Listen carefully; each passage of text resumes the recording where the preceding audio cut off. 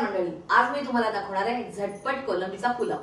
तर चला सुरुवात करूया। झटपट कोलंबी पुलाव बनवायला लागणारे साहित्य आहे 1 वाटी बासमती, 1 वाटी कोलंबी, 2 हिरव्या मिरच्या, कोथिंबीर, मीठ चवीप्रमाणे, 2 टेबलस्पून तेल, पाव चमचा हिंग, अर्धा चमचा हळदी पावडर, 3 काळा मिरी, 2 लवंगा आणि 1 बारीक चिरलेला कांदा। सुरू करूया। आणि ह्यात आपण घालूया 2 टेबलस्पून तेल। त्यात आपण घालूया काळा मिरी आणि लवंग। त्यानंतर त्यात घेऊया आपण 2 हिरव्या मिरच्या, पाव टीस्पून हिंग, अर्धा चमचा हळदी पावडर, त्यानंतर बारीक चिरलेला कांदा, थोडीशी कोथिंबीर, सजावटीकरता आपण थोडी ठेवतोय, मीठ चवीप्रमाणे।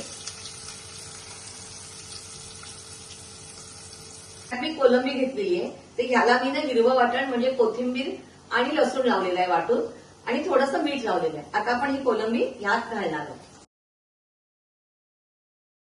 आता आपण हे परतून घेऊया। ह्याच्यावर आपण झाकण द्यायचंय आणि 5 मिनिटं वाट बघायची। थोडी कोलंबी शिजली पाहिजे।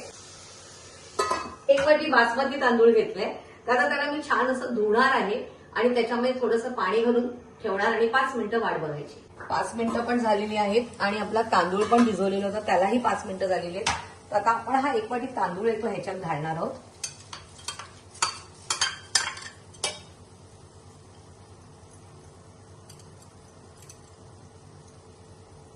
आपण हा परतून घ्यायचंय। त्यात आपण 1.5 वाटी पाणी घालणार आहोत। आधी 1.5 घालायचं आणि जर वाटलंच तर आपण अर्धा वाटी ऍड करू शकतो। आता हे मिक्स करून घेऊया।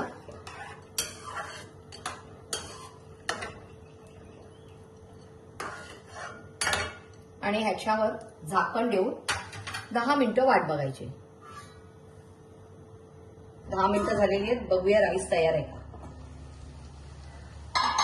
छान असा फळफळीत मस्तपैकी झटपट असा पुलाव तयार आहे। आता आपण हे सर्व करूया। झटपट असा कोलंबी पुलाव तयार आहे। तुम्ही हा करून बघायचा आहे, मला कमेंट्समध्ये कळवायचंय आणि अर्चना आरते रेसिपीजला लाईक, शेअर आणि सबस्क्राईब करायचंय। माझ्या इन्स्टा हँडलला फॉलो करायचं।